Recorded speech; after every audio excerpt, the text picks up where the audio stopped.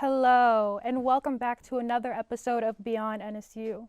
I am your host, Chloe Ryan, and today we have Norfolk State alum, Dyonna Wilson. Hello, Miss Dyonna Wilson. Hi, how are you? I'm good. How are you? I'm good. All right, so let's get into it. I want to take it back. Tell me about your experience here at NSU. Well, it began in August of 2010 as a freshman. Pretty much I kind of get involved on campus a little bit, more so just established myself as a freshman, just did a little bit of dance theater, and then my sophomore year I joined the band as a hot ice dancer and kind of danced my way all the way to my senior year. But while, being in the band, I also worked my sophomore and junior year. And then I would say around my junior year, I was initiated into Alpha Kappa Alpha Sorority Incorporated.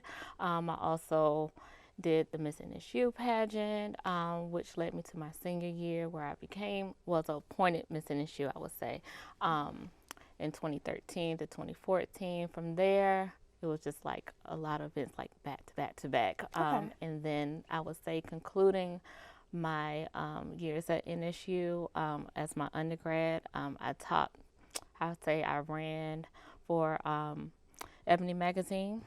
So I ranked the top 3 out of the top 10. So I had the opportunity to be in the September issue of 2014 of Ebony magazine for your HBCU Queen. So I was like elated for that, not just driving and pushing those votes, but actually just being elated just to go to Chicago, do all the little photo shoot stuff.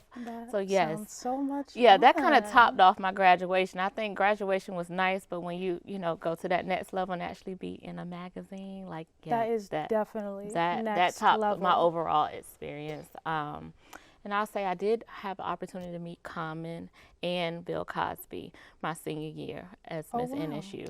So I would say just the small things of being on campus. I was a commuter student all 4 years. It seemed like I lived on campus, but definitely throughout my 4 years, I commuted.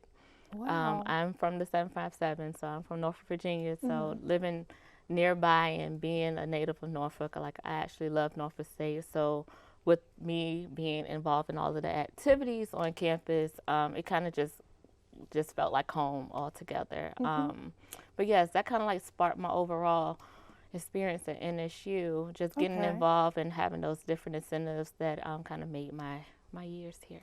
Okay, so you definitely would say that being involved in all these organizations and programs, running for Miss NSU, being a part of the theater program, and being a dancer helped make your NSU experience. Yes. So how did you balance all of that, doing that and being a commuter and being a student full-time? Because that's a lot. Right, and look, and I didn't even add on top of that, I was a fine arts major, concentrating in fashion, so having projects, it was a lot of all-nighters for sure, but I was very determined of just getting myself out there, just getting involved. I'm very dedicated to whatever I would say orgs or anything that I'm committed to. I'm just that type of person, so I'll just like to get the job done, and that's just what I did. Yes.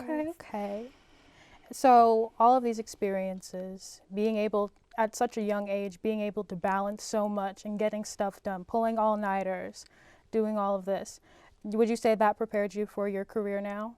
Yes, I would definitely say that because the time that you put into something kind of reflects the overall, outcome. And I would say with the work that I do now and just throughout my life journey from post-grad, up until now, that work ethic kind of stayed with me. So just getting things done and making sure it is executed properly, I would say was definitely a number one thing that I kind of stuck with how I operated and ran, my journey at NSU.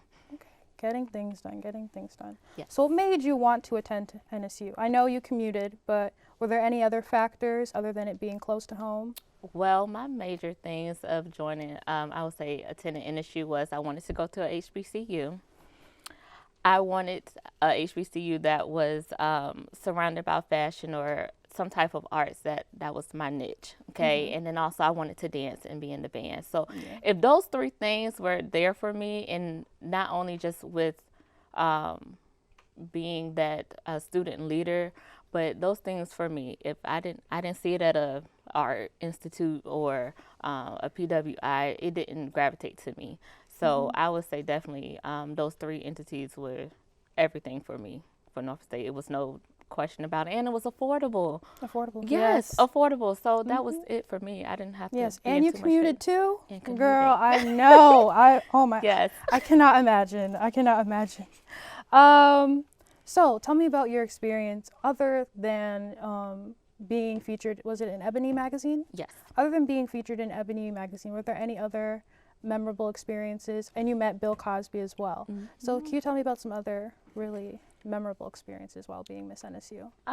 Just actually interacting with more students on campus. I would say just joining a sorority and just being a part of the band itself, just making those friends and those outside friends, kind of made everything memorable, and just being in the mix, I would say, just stood out for me the most. All right. So now I'm dying to know, what are you doing now? Okay, so now I serve as the Diversity Initiatives Coordinator here at Norfolk State University. Okay. Under the Office of Campus Life and Diversity. So we're located in the Student Center. It's a fairly new office, but right before then, because I just got into this role around the end of September.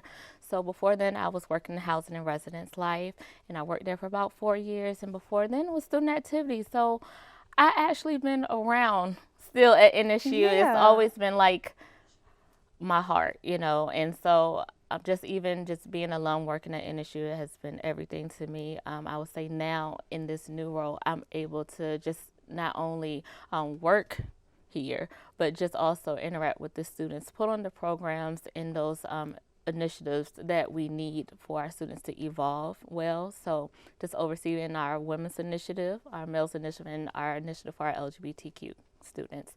So I think that has been everything to me so far. It's been a lot and overwhelming, just alone, because it's a new semester, new year. We're still going past COVID, but I think overall it's still a good light at the end of this tunnel for me. Yes. That's amazing. It is beyond clear that beyond NSU, you are going above and beyond for your institution and for the students here as well. And I see that you design clothes. Yes, I do. So tell me about that. Okay, so it all started when I was, young. I got the exposure from my mother, and just being right under her, just growing up, learning how to sew, and then it kind of evolved when I was in high school, and I actually was part of the vocational school, and we pretty much had a fashion design 2-year program.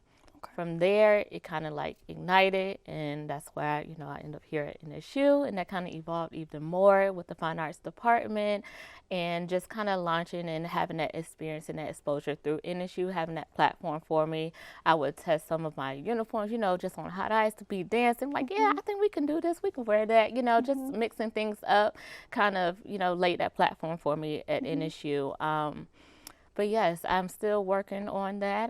That's on the side. That's the entrepreneurship, side of, being a woman, being that career woman, that professional. So yes, I'm still working that. I still do lots of designing and things of that nature. It is so great how NSU has paved a way for your future. Not just you still here working at the institution, but your fashion career and how it's influenced you. It provided you the tools for your future, and you took them, and it's beyond clear that you're making your life work. Well, this is all the time we have for Beyond NSU, and I would like to thank my guests for today's episode, as well as thank you for tuning in. And as always, behold the green and gold.